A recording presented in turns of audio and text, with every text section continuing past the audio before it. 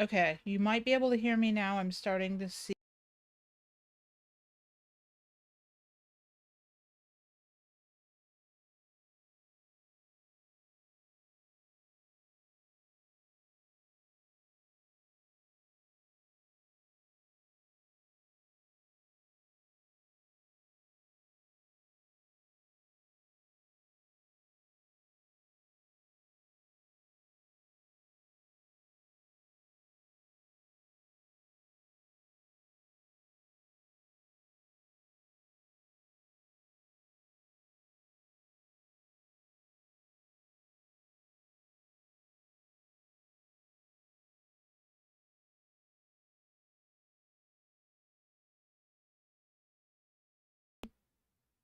Let's see here.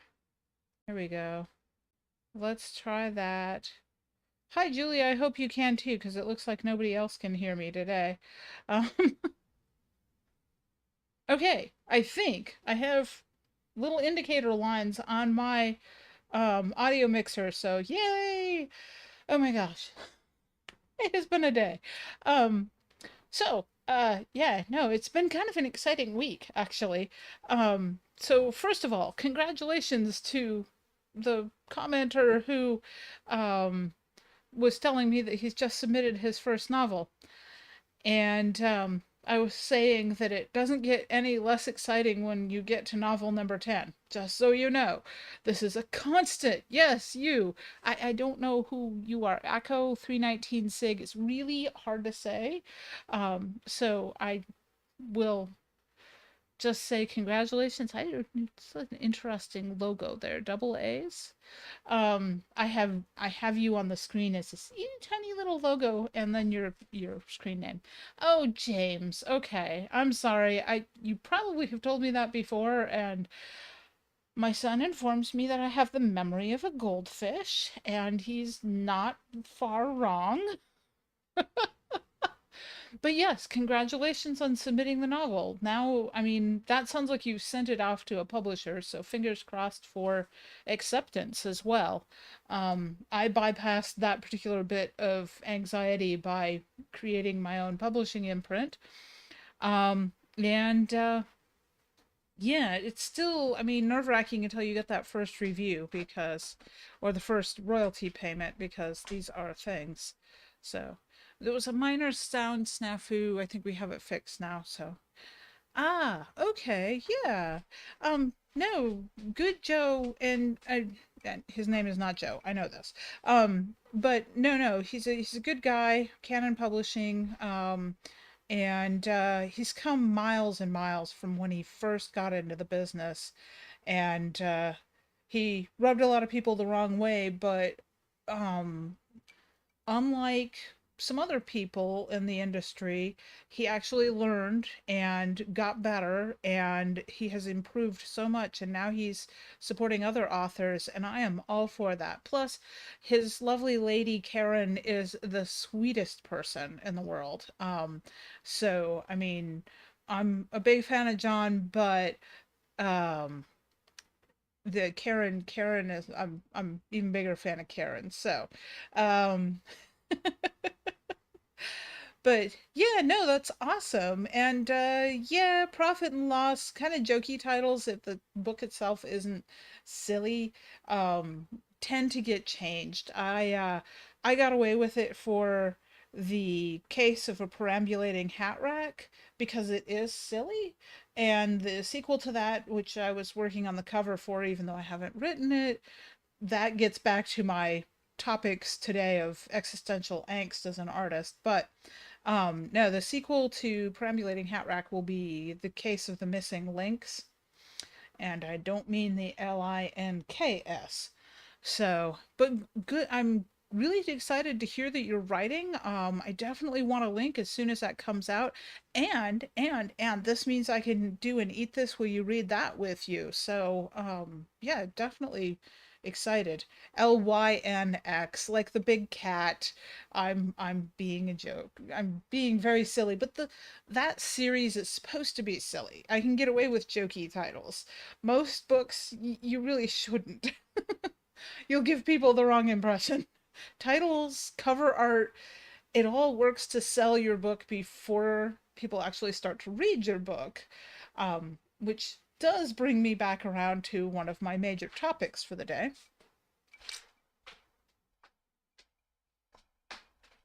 Ah, yes, the child wants to show off his welding gear. He had gone out with Sanford today, and the two of them had a list for Johan's upcoming welding classes, and he has spent a fair chunk of his money with, here, hold your glove up so they can see that it matches your helmet. He's on fire. So yes, yes, burning metal for the win indeed. He's excited about it. Class starts in 10 days. Um, we had a snafu with Amazon. We had more than one commenter. I think they're just listening to. Okay.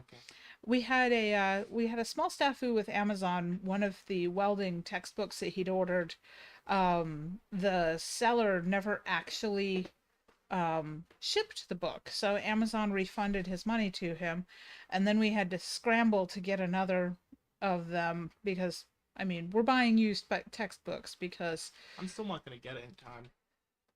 yeah, you will. I ordered it. It'll be here on Monday. Huh. Technically, he's supposed to buy his own books and equipment this semester, but I bought that one for him so that it would get here on time. I would have bought it. I I thought know. you did buy it. So, That's you Ben, wearing that for a barbecue is a good idea, actually. He's got a leather apron on. I've got a leather apron. I've got fire resistant sleeves. I've got gloves.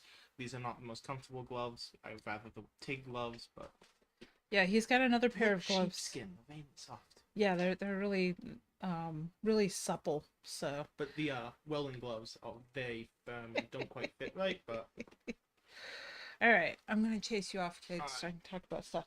So, okay, the cover art thing that I wanted to talk about to cover, haha, is oh, excellent, James. I hope that he does well. Um, Johann initially was looking at computer science and then decided he wanted to do hands-on stuff, so he's going for it through a 2-year welding program. He'll have multiple welding certificates at the end of it. Um, no, no, this week started off interesting. I was working on a cover for a client, and I was doing something else as well for art, and I stumbled across again. And so here's the thing is I knew that this existed, and as a matter of fact, I actually have been looking at now there's an art prompt, Amanda. As a matter of fact, I've been looking at and using artificial intelligence aids in my own art for years now. I have the fractal programs that I use, which, I mean, arguably they're not really AI, but the there's an app that I use called Portrait AI that if any of you saw my self-portrait with insects series I did a while back, that was heavily relying on that particular artificial intelligence. And there's a couple of others that I have used, Deep Artifacts and Prisma, I think. I used that one years ago. I haven't used that one in a long time. But all of those were using machine learning and artificial intelligence to alter photographs. Mid-Journey, which I have been playing with all week, and it's mildly addictive. So the reason I don't play video games is because 20 odd years ago, I was introduced to World of Warcraft before it was an online game. This was on a disc, and then it missed, and there might have been something else, but those two were the big ones. And I looked up about 2 months later, having lost a huge chunk of my life, and realized that I cannot be trusted to play video games. So I don't. Midjourney is a lot like a video game for me. It hits all the happy buttons in my brain. What it is it's a artificial intelligence and you're actually generating through text prompts that you enter on um, Discord. Okay, yes, it was Warcraft and probably not a big difference. I don't remember. I'd forgotten there wasn't the world of at that point, but that makes sense. Um, so Sanford says hi, and now I have bunny ears. I can see myself. You realize that I have the monitor screen.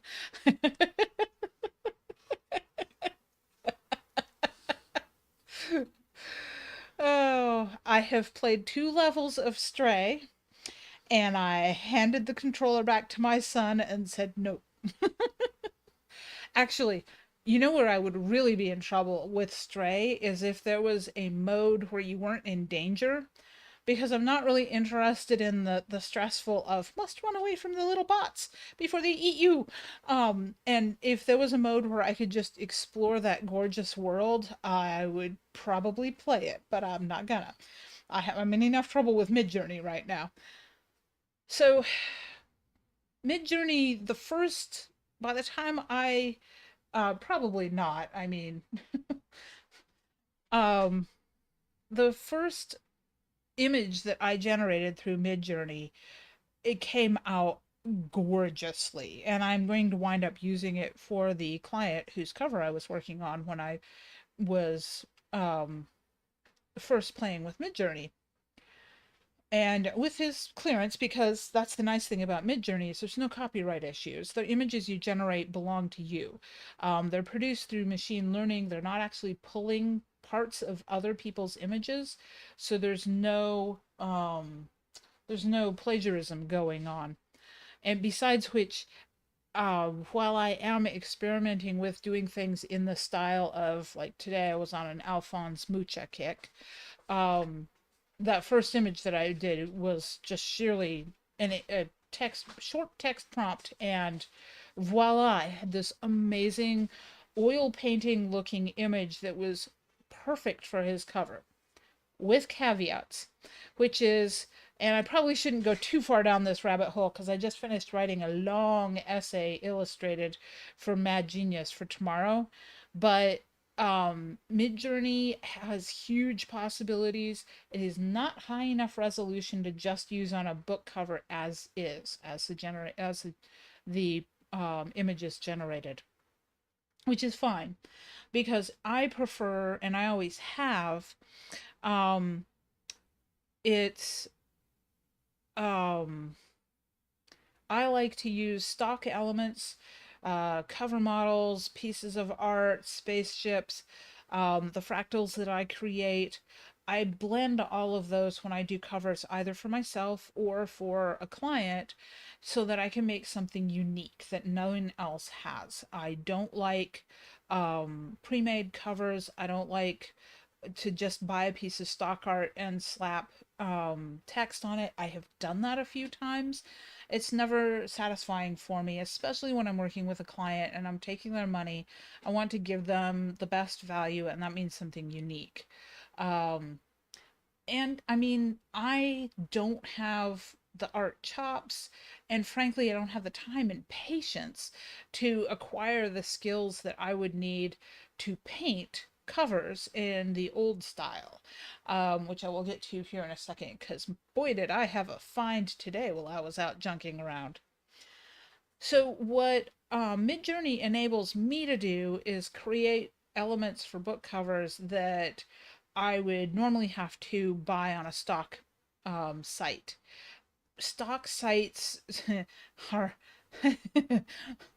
useful, but also immensely frustrating. I can't tell you how many hours and hours and hours I have spent trying to find just the right model in just the right pose with why do they always look dead inside? Mm. Especially, okay, most of models have no idea how to hold a firearm. And when they are posed holding firearms, half of them look terrified. And none of that's useful. So, mm, um, Midjourney has some limitations. Obviously, it's not high enough resolution to use the image by itself. It doesn't do human figures very well. Um, James, I would like to think that some of them are warm, living, breathing humans.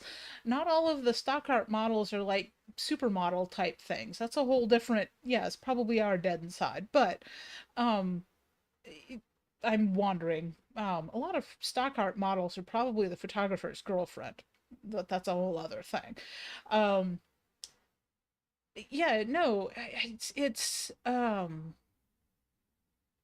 it's been one of those things where I've actually gotten frustrated enough a few times because I can do a little bit of photography.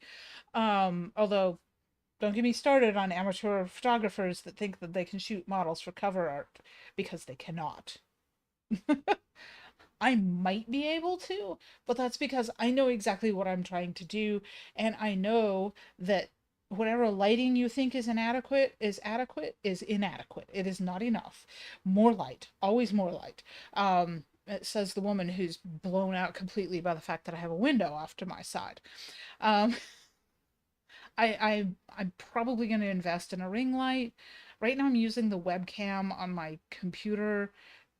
The GoPro stopped talking to the computer, so I don't know. I'm rabbit trailing. The emu of distraction, and of course, Kermit's not here to appreciate that. It's been this week of exploring Midjourney, figuring out what it can do with it, what it can't do with it. It doesn't do animals very well. It doesn't really have a sense of form. I have generated now an image through Midjourney of a squirrel at a rave riding a Roomba. That was more for Ian than me, but still, little robotic boop, boop, off in a different direction. Glow sticks. Um, I this I don't know if you could tell. I have been so excited this week. I mean, day job has actually been super busy the last 2 weeks. Hello, Evan. Yeah, no, you will squirrel me. The chat will squirrel me. Don't worry about that. This is normal. Um, I will bounce off in random directions. Brownie in motion. The redheady in motion. I don't know. Um, it's I am so excited about this tool, and I know that the shiny will wear off, and I will get to the point where I'm not spending so much time on it. But right at the moment, it's just so cool. And I love all of the things that um I love all of the things that I can do with Midjourney and with the prompts. And yeah, I probably should put in the art prompt of squirrel with glow sticks, but I'm as a cover artist, I was always limited by I have to do photo composition. I have to splice together elements. Now this gives me a tool that is more powerful than trying to find photographs on stock websites and filter them to look like their art. With sometimes that works and sometimes the results are not fantastic. And don't even get me started on the 3D model thing because that falls into the uncanny valley and it looks awful, and just don't do that on your covers. Not without some serious filters to make them look oil painted or abstract or something. um because what I'm sitting here next to, so okay, now that we're settled into the new house, I have been I hesitate to call it therapy, but that's kind of what it is. So I'm mildly agoraphobic. I don't do people outside of my usual experience. So going out and doing new things and going to different places, I get anxious about. And at this point in my life, I've gotten to the point where it's minor anxiety, but it still exists. So what I'm doing right now, um, because I need to learn how to do things by myself and not always have someone with me, whether that's my husband or my son. And I love spending time with them, and we do that too. Like last week, going on a date with my husband. That was fun, and we're doing that again soon. Um, but the idea of being able to go out and do stuff by myself is important to me. So today's adventures in Cedar Does Things on her own was I went junking, and which is something I really enjoy doing anyway. I mean, it's tons more fun if you have someone with you, but Sanford doesn't really enjoy it, and neither does my son. Um, and so the other alternative would probably be to find a friend and drag them along, and I'm sure that I've got local friends who would be willing to go um, do this with me, although one of them has a massive dust allergy, so contraindicated. Even I have problems if I hit the really junky shops where it's super dusty. Um, and the other one is way too busy right now. But so today I went by myself and I had a mission. Hey Doug, I'm glad you found it. I did put up a link today. um so today I had actually had a list that I was looking for at the junk shop. We realized recently that we inexplicably have fewer dinner plates than we thought we did, and the teenager claims that they're not in his bedroom. No. Well, maybe two, but that's all. So we somehow have less dinner plates than we thought we did, and given that they were bought at IKEA, and I don't really feel like running down 2 hours and 2 hours back to just hit IKEA for plates that they might not even carry anymore, um, I was looking for some plates. Also, I like to have a little variety in our dishware because of all the food photography I do. So, and that was the other thing I was looking for is I ran into an issue with the Eat This Will You Read That for this week, and I was making espresso and making Cuban coffees for the Eat This Will You Read That, which will be published on Sunday. So it's a really lovely recipe for variations on Corinne, which is MCA Hogarth's recipe. And one of the things I made with that was Cuban coffee, and I had bought a little mocha pot. It's cute. And what I didn't have were Demitasse cups. And so I asked Jonna, Tatters and Ravelings, live at the Blanket Fort fame, and I said, "Hey, do you have a Demitasse cup?" Which was a silly question. I should have known better. So a photo shoot using a $400 Demitasse cup later from 18th century France. I don't want to touch it. I'm going to break it. Um, yeah, okay, yeah, no, totally understand that one of the 8 spoons, and other months we have a fork. Right now we have way too many forks. I'm afraid to get rid of any because then we'll have zero. Um, so I didn't have a Demitasse cup for this photo shoot, so one of the things I was looking for was out junking was something to do like little cups of espresso in because it's nice to have it here at home if I'm going to be making myself Cuban coffee, which I will, or Turkish coffee, which also I will. Um, and my dear husband doesn't ask for much, and he doesn't ask me for things often. But he'd made a point today of asking about getting a regular salt and pepper shaker. I have got 3 pepper grinders in the house, one on each dining table and one at the stove for working. Um, yes, and he comes in and lurks over my shoulder when I start talking about him. That was coincident. He can't hear me from outside the office. Um, so he asked for just a regular salt and pepper shaker because I tend to do fresh ground pepper and I do salt cellars. Um, so I was on a goal while I was out today to find just a salt and pepper shaker. That's all. Um, and I'm going to be making sabayon for the egg recipes, and I wanted a couple of like little Sunday cups. I used to have a ton of them. I actually had some really nice ones that had come out of a very old pharmacy soda fountain thing. I've lost a word. Sorry, guys. Um, so those are long gone. So I wanted something that would be fun to serve a little little dessert in. And junk shops are fantastic for that. It's too hot here in Texas for people to really have yard sales. Or if they do have yard sales, they're over by noon. And I was working this morning, so yard sales were not running around looking for yard sales wasn't going to work. So what I was looking for were junk shops. And some thrift shops will do it, but what I wound up with is there doesn't seem to be a Salvation Army in Itchy Paw. Um, I can live with that. The Goodwill is, I mean, when you walk in and it smells like pee, it's kind of like, no.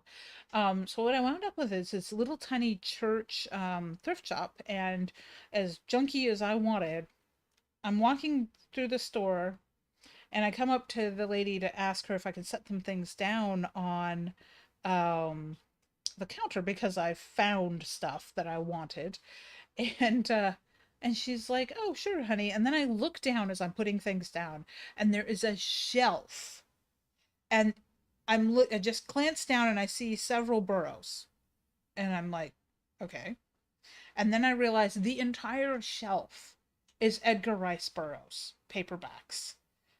And I point at it and I say, "How much for the all of them?" And she counts them and she says, "Oh, there's 50 here. I can take $30 for them. They're usually $1 a piece." And I said, "Will you take 25?" And she said, "No, I can only do 30." And I'm like, "Okay." So, um, the book dragon has had a haul today, and my poor, long-suffering husband just smiled and let me geek at him when I got in. But we discovered something that neither of us had realized. I don't know how I didn't know this, but Edgar Rice Burroughs wrote Western novels. And I am just like, I wound up, I pulled one of them out because it looked, the spine looked different than any of the other ones. Hopefully you can see this and the camera isn't reversing it. Um, and I'm looking at that cover and I'm going, that is a Western cover. I mean, bodice ripper Western cover, but it is a Western cover. Yep. Let's see if I can get that up there where you can see the cover art. I mean, shades of lurid romances, but okay. So, as I'm going through this stack of books, um, I'm realizing that there is more than one. I'm trying to kind of get them in order. And I don't know who the artist is on some of these, and I'll show you one in a minute that you will know who the artist is, at least I know. But these are the covers on these are fantastic. I mean, talking about cover art earlier, and these are I tend to collect pulp paperbacks for the covers because they can be really wild sometimes. But and speaking of bodice rippers, there we go. The definitely her bodice is ripped. Let me line that up so you with the camera so you can see that. Um, but yeah, I and the font they're using here is the same font that you'll see on like Louis L'Amour, and so it's very much signaling Western. Um, and this is actually the sequel to the last book I'm going to show you because the last book is the one with the recognizable cover. But I don't know what's going on with there. If he's wrestling the horse, three falls, looks like he's winning. Um, yes, no, I realize that he's a contemporary of L'Amour. I just didn't realize this one, on the other hand, this one does not signal Western, and it's a Ace reprint. And I'm actually going to show you the back of it, I think, first.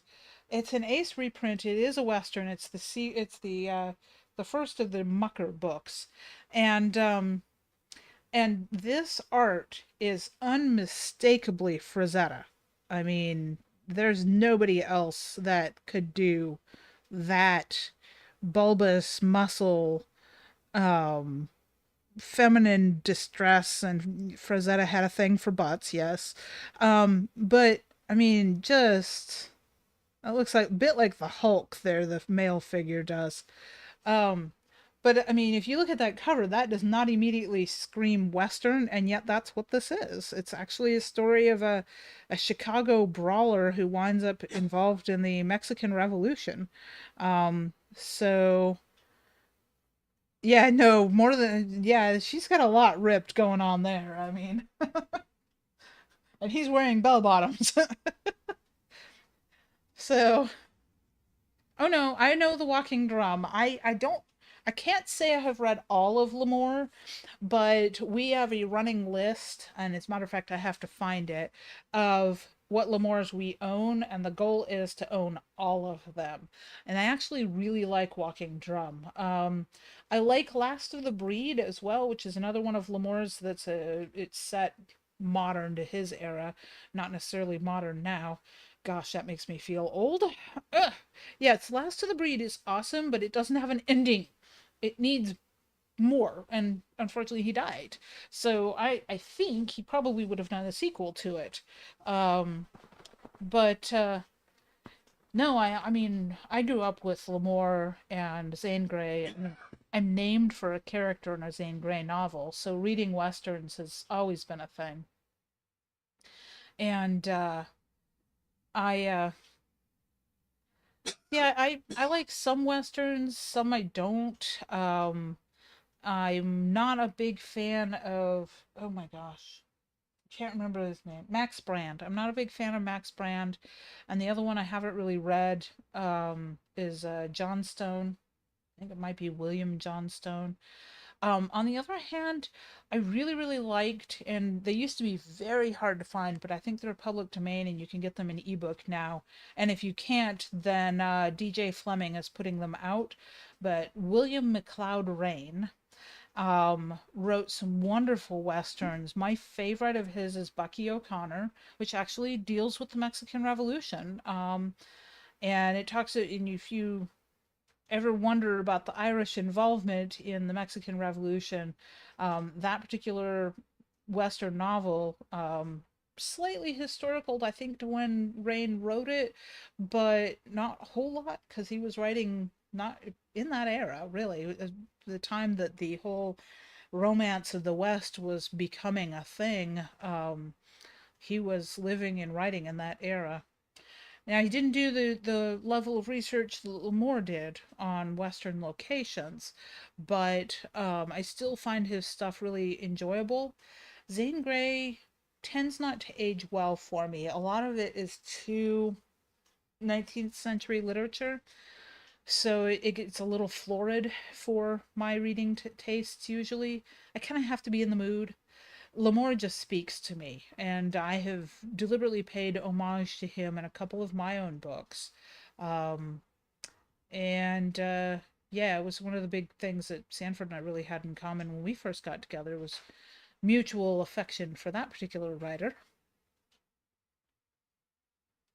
So I'm super excited about my Bucky O'Connor was written by William McLeod Rain, and it's Raine. Um, and trying to think. I can put up a link in the description as well because I'm trying to think. I know D. Jason Fleming has been editing and putting out some of the lesser known public domain novels, and he happens to have done um he's done at least one William McLeod Rain that I'm aware of, with I think plans to do more, although he's focused on some Victorian era authors for Victober right now and had to get a day job, but that happens to all of us. Um, so, yeah, no, it was a good day. I mean, I got 50 paperbacks, and of that, about 10 or 11 are duplicates. And I may actually give some of those to D. Jason Fleming because he's one of our local group here, and he loves pulp paperbacks as much as I am. Um, and there were two books in there that weren't actually Burroughs. And I knew about them and didn't have a problem with it. One of them is Robert Howard. It's a collection of Conan stories. I'm always up for Robert Howard. And the other one is actually a biography of Tarzan written by Philip Jose Farmer. which I did not know existed, but it looks like it might be interesting. Farmer is certainly an interesting writer.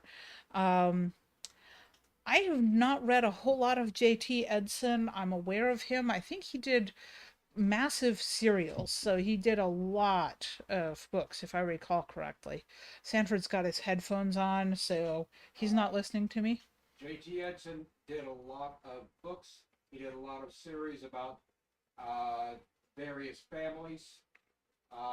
He did the Dusty Fogg series, are from Civil War to roughly 1800s. Dusty Fogg's grandson is the 1920s Prohibition era Texas. And then you get he has the Bunduki gun, which is a member of the floating outfit, which was the Texas Civil War bunch, his descendants in Africa. Ooh, that sounds interesting, actually. I have never seen any of the Bunduki gun series. I Huh. would like to. I I have know to about them, but I've never seen any. I have to see if I can find some. Um, I wonder how historically accurate he is. Horribly. Okay, that answers that question. Uh, J.T. Edson is comic books. Ah, yes, I'm familiar with that. J.T. Edson's history is as good as the Fantastic Four science. Oh dear. Speaking of history and Civil War era, Peter Grant is about to put out his first novel set in the Civil War era, but it's the story of the Civil War Navy. And it's fictional, and that's not a genre that there's a lot of out there because I'm doing the cover for it. It's actually that's the cover that I'm going to use, the mid-journey element of a ship blowing up, because that's part of what his novel has in it. He actually put a snippet up on his blog on Saturday if you're interested. Like most of his stuff, it is going to be massively, impeccably researched. And trying to do the cover for it, I was running into trouble because so when I do cover design, I research and I go and I look at what the best sellers are in the specific subgenre of the author, and I do comps so I can tell what's hot for the cover design, what readers are expecting to see. And there are times that I will even tie in some more retro elements. I've done that for some of Dorothy Grant's covers. And with Peter's, I was looking at nonfiction books set in the era, and Peter and I were talking about the fact that I have to be careful with the cover design because I don't want people to pick it up thinking it is a nonfiction book when it's a historically accurate fiction book instead. And there's just not a lot out there for that genre. So it's kind of one of those things with the cover on that. I was like, I'll do the best I can. And now that I have the Midjourney thing, it's Peter and I were looking. I was colorizing Civil War era engravings for his covers, and the Midjourney result looks miles better than that. I mean, the colorizing was actually working. It looked very old school.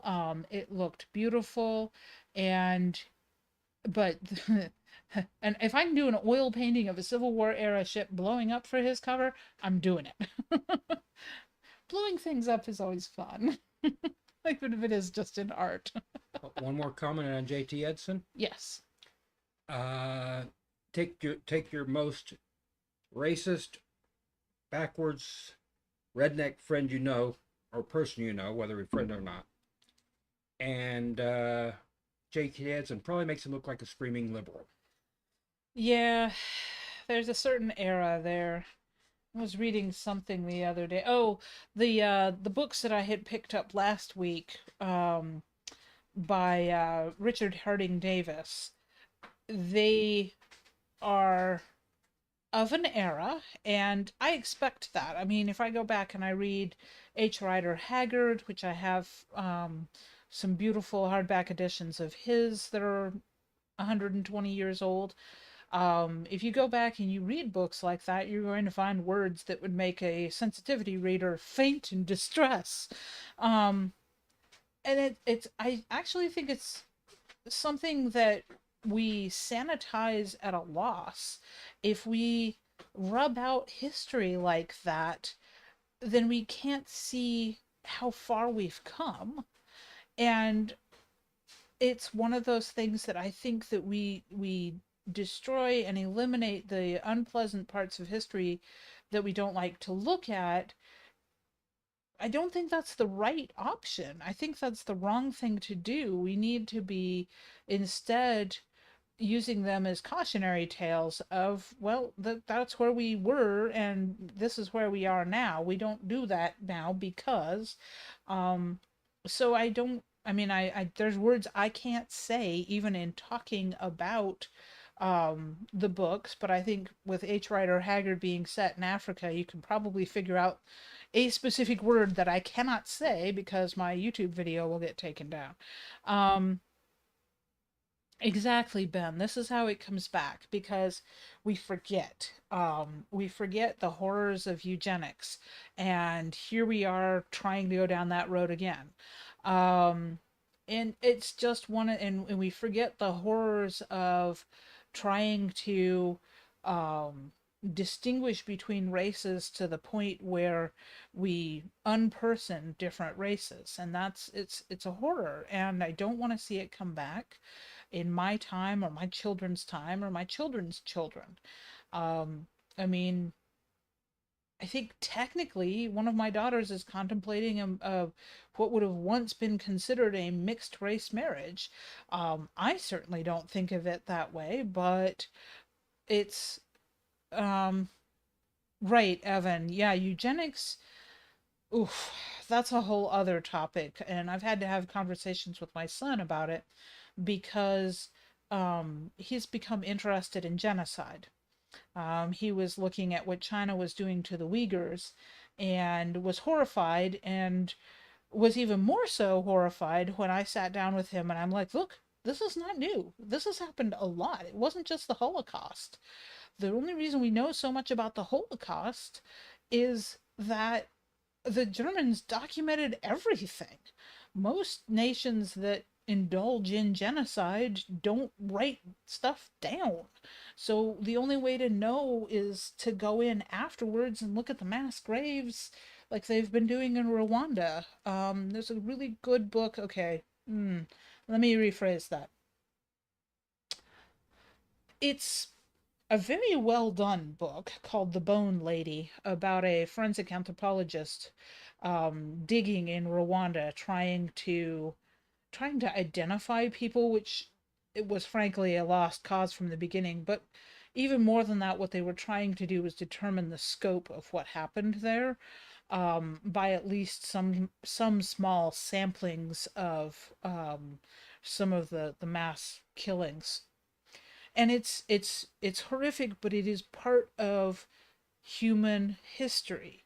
And the fact that my kid is interested in it, both, I'm like, how much do I um let him know? But I mean, he's at the point now, he's 17. And I'm just like, okay, kid, here's this, read this, and here's that, when you might read that. And yeah, no, we've had conversations about eugenics and the fact that it was very progressive.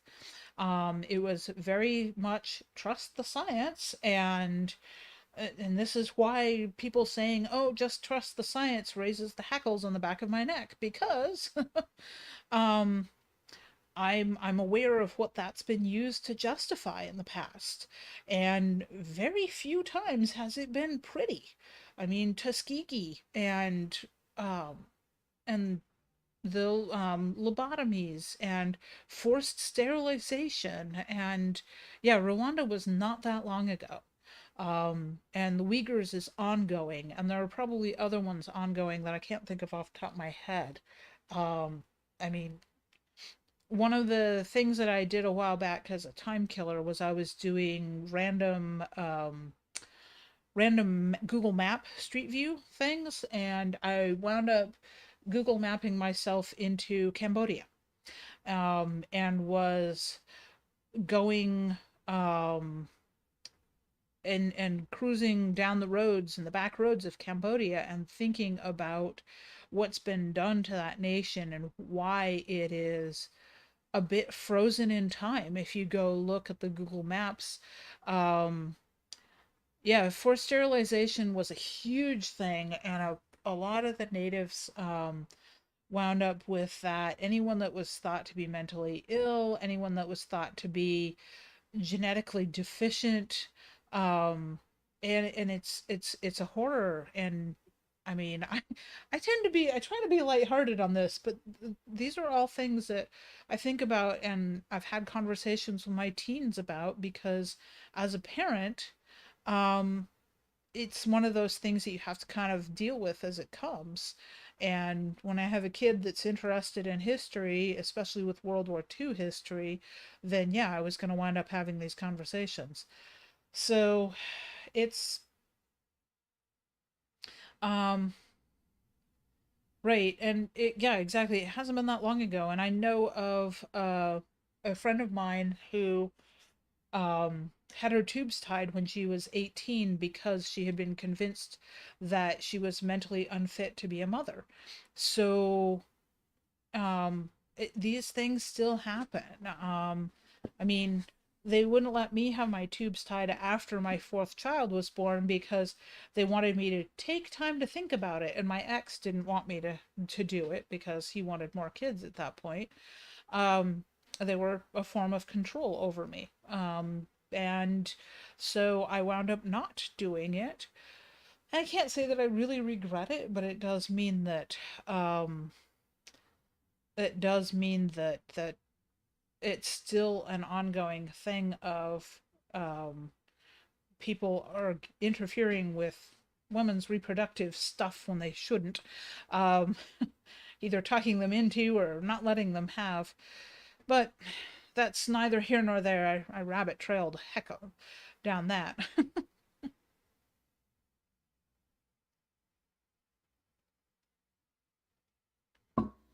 uh, yeah, and preemptive hysterectomies for fear of cervical cancer are also a thing. I've known a couple of ladies that had that done and then regretted it later on, because they were unable to have children at that point.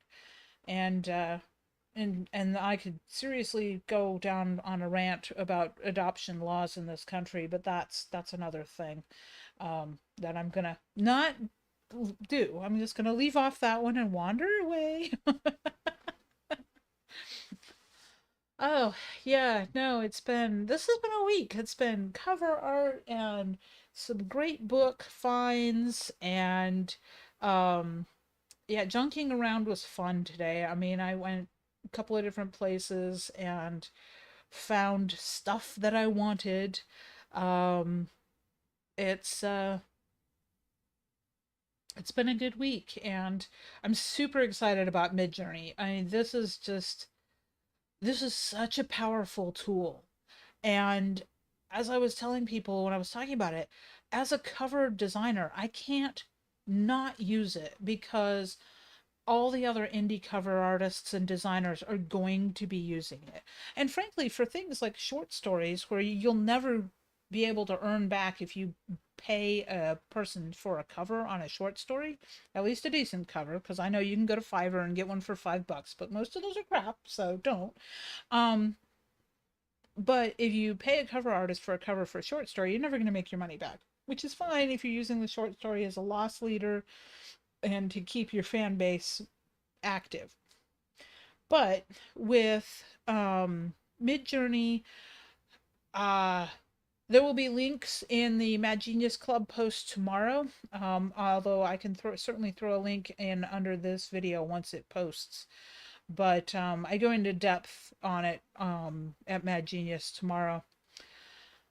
So yeah, no, it's like I can't not use it. I have to figure out how to use it, because the first time I tried to use it, there's a community Discord for Midjourney, and it is chaos. It is.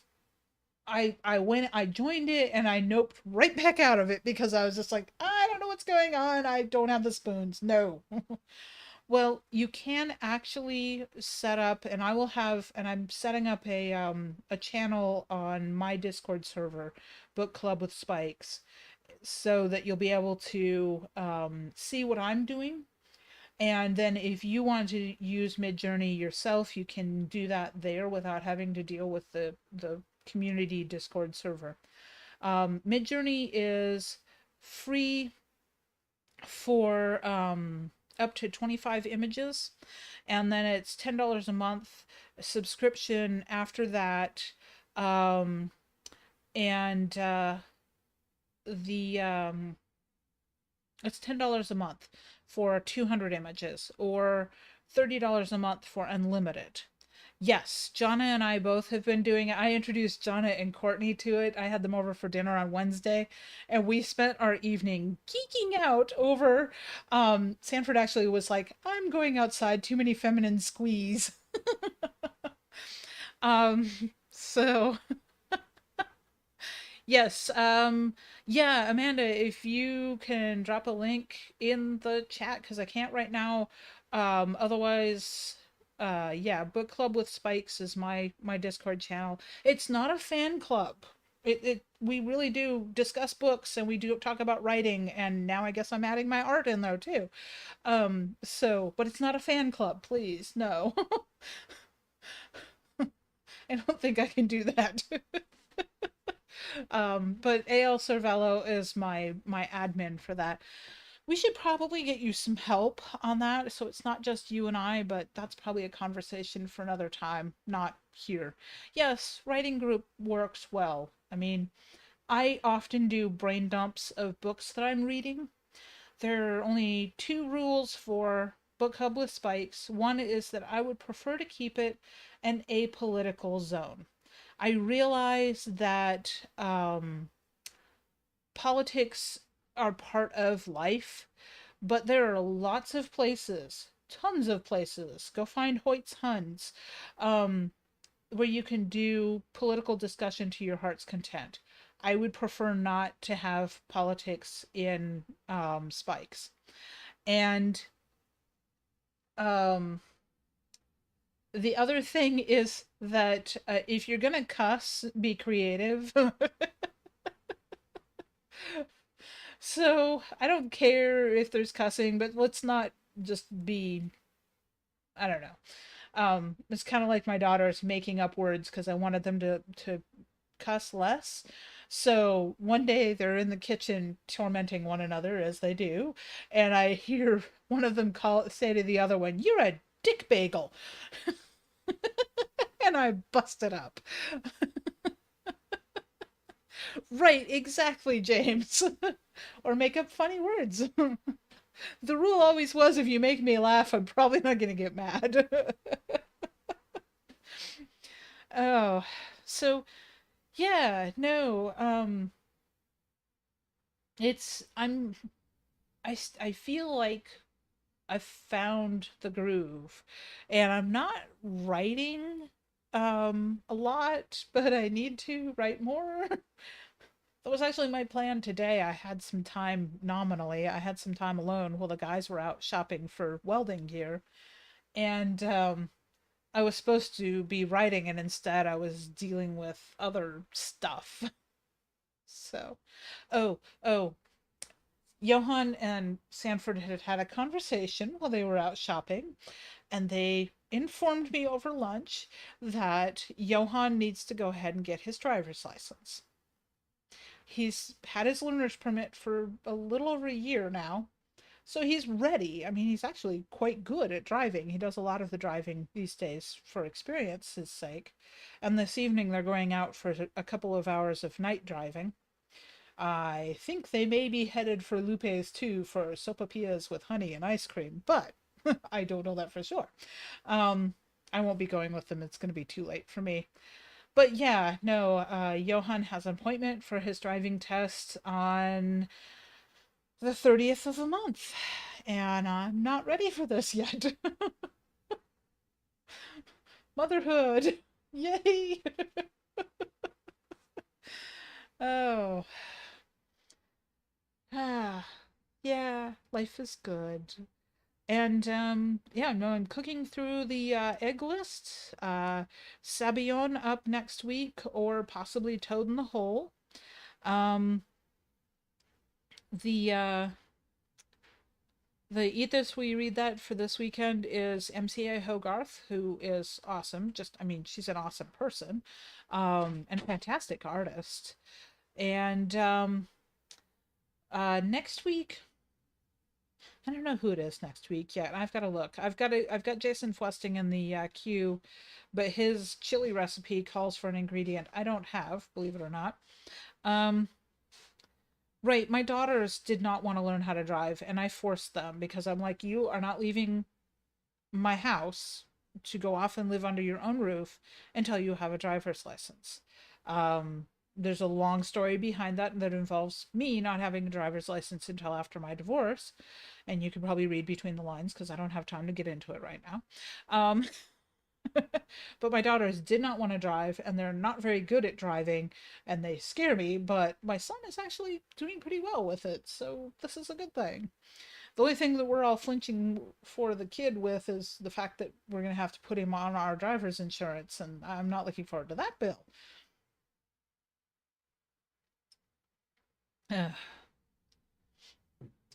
Yeah, the kid even drives on the interstate. He's not fond of it. We all like to take the back roads better than the interstate.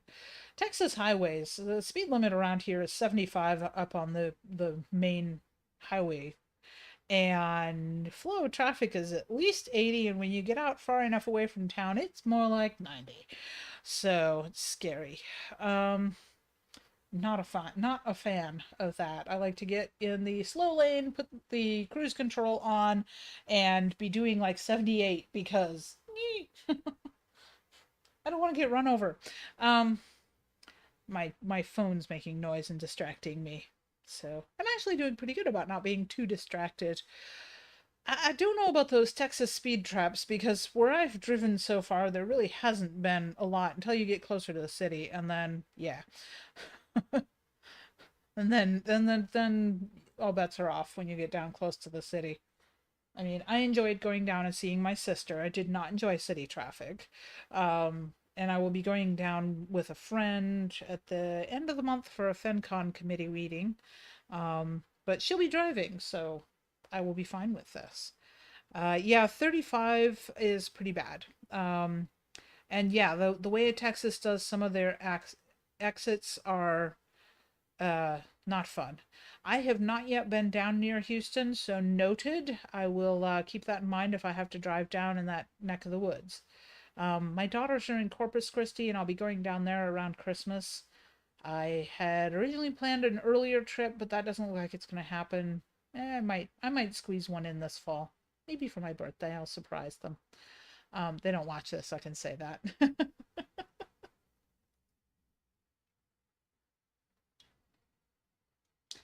Well, folks, I have been talking for an hour, and even with sipping at water, my throat is starting to tell me I either need to do more of this or less of this. Probably more of this. I should really do record some readings or live stream making art. If you look at my YouTube channel, and please, by the way, do like the video. I know there's like four of you watching, and I really appreciate everybody that watches these. But if you look at the YouTube channel and you're at all interested, there is what I call art bites, which are little process videos, normally less than 2 minutes long, of um, me making art, either digitally or traditionally, a little bit of both sometimes. A lot more digitally recently because of the hunting anthology. I've been doing line art illustrations.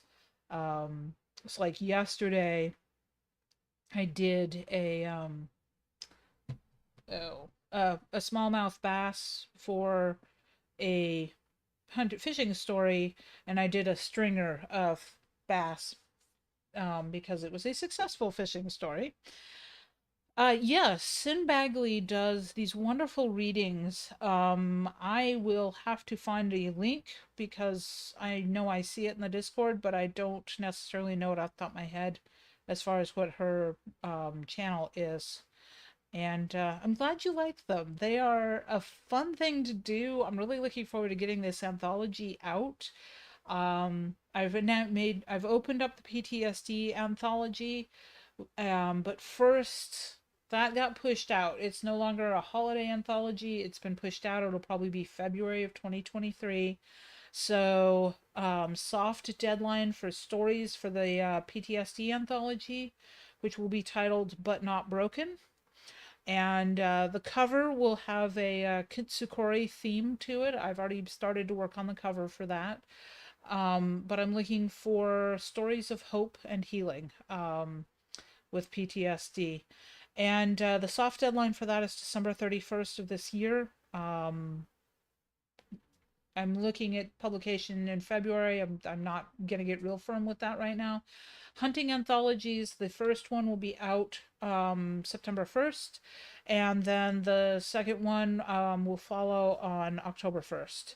So I will put a link in the video notes, folks, and for the Discord invite. It's only live for like a week, um, and that's fine. So you'll want to find it within the next couple of days, um, and or private message me if you can't find it for whatever reason, and I'll give it to you there. I'm not doing a lot of public linking of the Discord because I'd like to keep it to folks I kind of sort of know because it's not a fan club.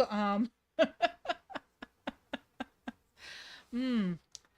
Beth, I would be interested if he's interested in writing fiction. I am looking for fiction. It doesn't matter what genre. Last anthology went over really, really well, and we had everything from fantasy and science fiction to just straight up stories from life, and it was great. Um, so, all right, I'm gonna sign off here, and I will see you all next week. Thanks for dropping by and listening to me geek out about art today. That was fun. I'm glad I got to share it with you guys. Bye now.